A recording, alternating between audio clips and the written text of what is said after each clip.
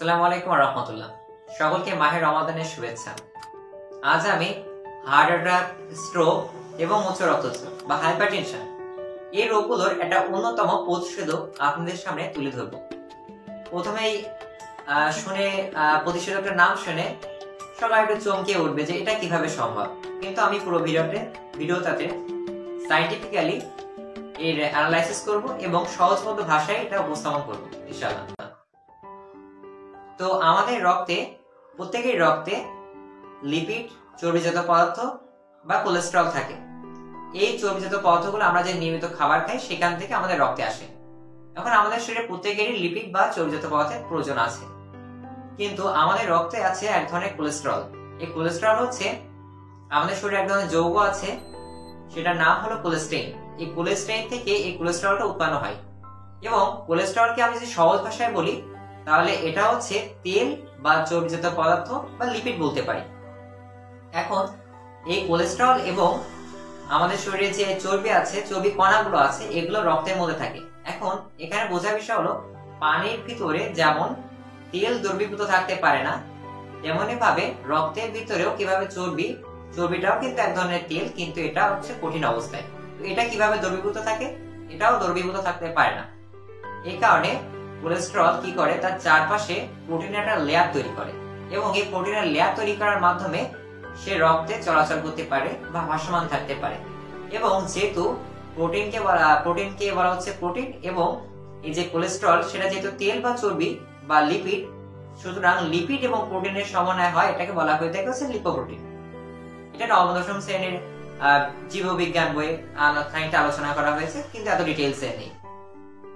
এখন রক্তে তিন ধরনের লিপোপ্রোটিন আছে: এলডিএল, এইচডিএল এন্ড ট্রাইগ্লিসারাইড।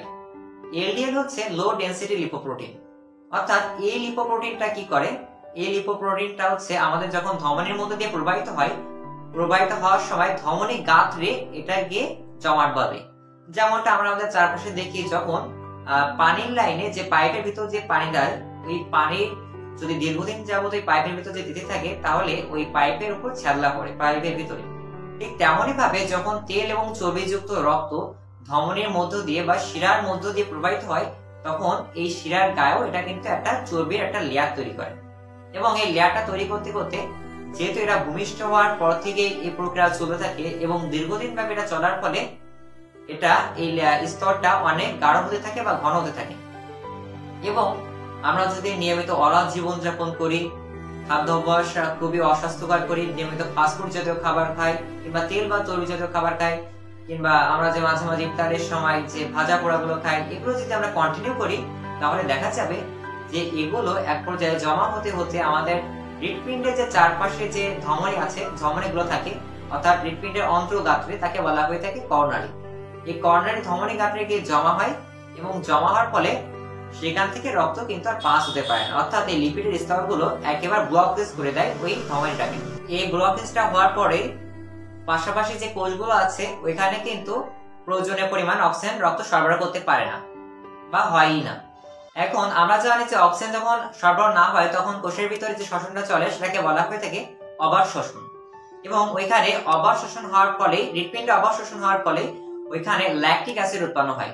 এবং ল্যাকটিক অ্যাসিড যেহেতু এক ধরনের অ্যাসিড, যে কারণে আমাদের বুকে ব্যথা শুরু হয় এবং এটা বুকের বাম পাশে ক্রমশ বাম হাতে ছড়িয়ে। একই কারণে যখন ধমনীর গাঁথরে বা শিরার মধ্যে দিয়ে ওই যে কোলেস্টেরলের যে আবরণটা বা কোলেস্টেরলের যে ব্লকেজটা যখন ধীরে ধীরে বৃদ্ধি পায়, তখন রক্তের যে প্রবাহ থাকে, তখন এই রক্তের প্রবাহটা আরো অনেক মাত্রায় বেড়ে যায়। যেমন আমরা বাস্তব জীবনে দেখতে পাই যে মোটরে যখন পানি দেওয়া হয়, তো মোটরে যখন পাইপে পানি দেওয়া হয়, তখন পাইপ যদি আমরা চিপে ধরি তাহলে সেখানে কিন্তু পানির ফ্লোটা অনেক বেড়ে যায়। ঠিক তেমনই ভাবে শিরায়ও যখন বা ধমনীতেও যখন এরকম লিপিড স্তর জমা হয় তখন রক্তের প্রবাহটা অনেক বেড়ে যায়। ঠিক তখনই আমরা তাকে বলি উচ্চ রক্তচাপ।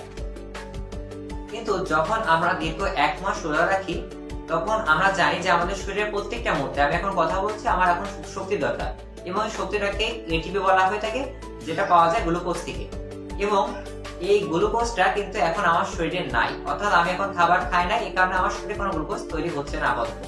কিন্তু আমার শরীরে যে চর্বি কণাগুলো আছে, এই চর্বি কণাগুলো থেকে এই গ্লুকোজটা তৈরি হয় এবং এই চর্বি কণাগুলো এই সময় বার্ন আউট হতে থাকে। ঠিক তেমনই ভাবে এটা প্রত্যেকের দেহে হতে থাকে এবং এই চর্বি কণাগুলো যখন বার্ন আউট হয়ে থাকে তাহলে একবার চিন্তা করে দেখুন চর্বি কণাগুলো বার্ন আউট হয়ে ওইখান থেকে আপনি গ্লুকোজ পাচ্ছেন বা শক্তি পাচ্ছেন এবং ওই চর্বি কণাগুলো যেহেতু এখান থেকে নিঃশেষ হয়ে যাচ্ছে তাহলে কি ব্লকেজটা আপনার ধীরে ধীরে নিঃশেষ হয়ে গেল না? ফলে আপনি হার্ট অ্যাটাক, স্ট্রোক, উচ্চ রক্তচাপ এগুলো থেকে রক্ষা পেলেন না? ঠিক এমনই ভাবে আমরা যখন দীর্ঘ একটা মাস রোজা রেখে কিছু না খাই তখন পাকস্থলীতে কিন্তু এই ক্রমাগত সংকোচন এবং প্রসারণ হওয়া বন্ধ থাকে এবং বন্ধ থাকার পরে তখন পাকস্থলী তখন নিচের ভিতরে যে ত্রুটিগুলো আছে সেগুলো সংশোধনের সময় শক্তিগুলো ব্যয় করতে থাকে এবং দীর্ঘ একটা বছরের জন্য আপনার শরীর ফিজিক্যালি ফিট থাকে বিভিন্ন ধরনের রোগ প্রতিরোধ করার জন্য। তো এই কোলেস্টেরল শুধুই কি আমাদের শিরায় বা ধমনীতে ব্লকেজ তৈরি করে? এর কি কোনো ভালো দিক নাই? অবশ্যই আছে। মহান সৃষ্টিকর্তা কোনো কিছুই অপ্রয়োজনে সৃষ্টি করেননি। এই কোলেস্টেরল গুলো আমাদের যে হরমোন গুলো আছে, সেক্সুয়াল যে হরমোন গুলো আছে সেগুলো তৈরি করে। আবার আমাদের যে কোষের বাইরে যে লিপিড গুলো আছে, কোষের বাইরে কোষ ঝিল্লিতে এটা অনেকটা লিপিডের স্তর তৈরি করে এবং সেখান থেকে পারমিএবিলিটি রক্ষা করে।